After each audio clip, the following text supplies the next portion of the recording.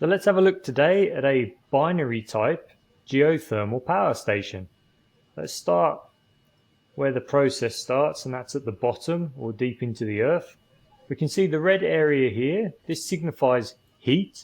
The Earth's core is around 5 to 7,000 degrees Celsius, and that heat from the core is radiated outwards. When we get to this point here, it's going to be several hundred degrees Celsius. And above that, if we have a porous or a semi-permeable aquifer, we're going to be able to store some water. So the water is going to be stored in the aquifer, and the water is going to be heated up by this heat being radiated outwards from the core. Now, some of it might turn to steam and some of it will stay as liquid. We actually call this a water-dominated reservoir. But let's just imagine for a moment it's entirely water-based or water-filled, because about 90% of all geothermal resources use water-dominated reservoirs. And let's imagine that water is then going to enter through this red pipe here, and it's going to go up this red pipe, which we're going to call our production pipe or our production line, and it's going to end up at this valve here. The valve that I'm indicating now is called the production well head. Now the fluid, the geofluid or the hot water, comes out and it goes into a heat exchanger. That's this large grey item you're seeing in the middle of the screen now. Now the heat exchanger is going to exchange the heat with a working fluid. So let's just finish up with our geofluid first. So the hot water comes in along here into the heat exchanger, and then it comes out of the orange pipe here and goes back in. This valve here is called the injection head valve, and we're going to go down now, and you can see the injection pipe, the orange one, goes all the way down and it goes back into our water dominated reservoir. Okay, so that's more or less all that the geofluid does. It comes up as a very hot fluid in the red pipe and it goes back down into the water reservoir at a slightly lower temperature. But it exchanges the heat in the heat exchanger here. And the working fluid that's in this yellow pipe here and here is normally going to be something with a low boiling point. Now the reason for that is because as the fluid, the working fluid, comes in here, it's coming along this pipe, it goes into the heat exchanger, it's then going to be heated up by our geofluid, that's our hot water, and then it's going to turn to vapor.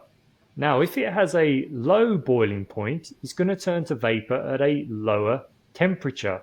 This is very useful because the geofluid used for binary type geothermal power stations has a much lower temperature than the geofluid used for other types of geothermal power stations. Normally, for a plant like this, you'll have something like propane, isobutane, or maybe an ammonia water mixture, and these have low boiling points. You might even have some form of refrigerant, but perhaps not. But all of these have low boiling points, and they're going to turn to vapor when they're heated up by the geofluid, and then you're going to get this vapor coming out of the yellow pipe here, along there, and into a turbine. Now this turbine is very large for the application that we're using it for here, but it's more for demonstration purposes. And the vapor as it goes in is going to drive the turbine and cause the turbine to rotate. As the turbine rotates, it's going to drive a generator, that's this item here. And as the rotor inside the generator turns, we're going to generate electricity. So we've now used the vapor for what we want to use it for, and we've generated some electricity. If we go around the opposite side, we now need to condense the vapor and get it back out again so we can pump it. So it comes out through a condenser, that's these two yellow pipes here, and it's going to go back to the heat exchanger. So it's being cooled down underneath the turbine, it's being turned back into a liquid, and then it's going back into our heat exchanger.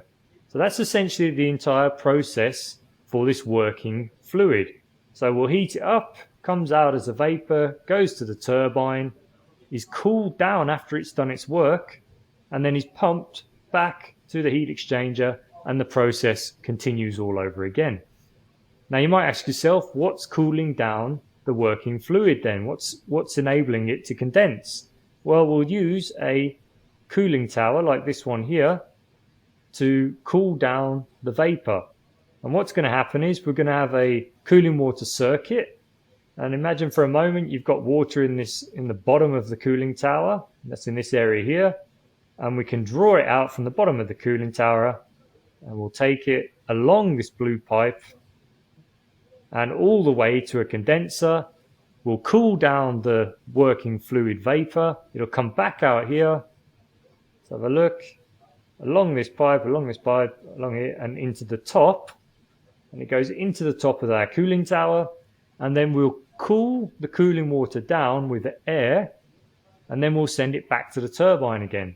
So essentially what's happening here is we're having a series of heat exchanging operations. We need to get the geofluid out of the ground, and it's going to be hot. We're going to use some of that heat to heat up the working fluid and turn it into a vapor. Then we're going to send the geofluid back into the ground. The working fluid is going to do the work. It's going to drive the turbine, but then we need to cool that back down to get it pumped back to the heat exchanger again. And in order to cool it back down again, we're going to use the cooling tower. And that essentially is the way that a binary type geothermal power station works. It's interesting to note that this was actually the first ever type of geothermal power station used. And the first ever power station, or geothermal power station, was actually built in Italy about 100 years ago. But the reason that this type of power station was used back then is because the fluid you get out the ground is often corrosive, or it can be quite corrosive, and it can also scale. In other words, you'll end up with a thin film of sort of hard material that builds up on your turbine. And this all creates massive problems. So in order to get around these problems, you just have a heat exchanger. You exchange the heat within the heat exchanger, and then you use a nice clean fluid to be the working fluid, and that's the one that drives the turbine and won't damage the turbine because it's not corrosive and it won't scale or anything like that. The other big advantage with a binary type geothermal power station is that you can try to keep the liquid always as a liquid. And what I mean here is when it comes out of the ground, it's going to be a liquid if you put it under pressure. And this is quite useful because if it's not a liquid, if it's vaporizing off or if it's flashing off to a vapor, then you're going to have a problem with scaling. So by keeping the hot geofluid here under pressure, you can keep it as a liquid and you prevent scaling, or at least minimize it as much as possible.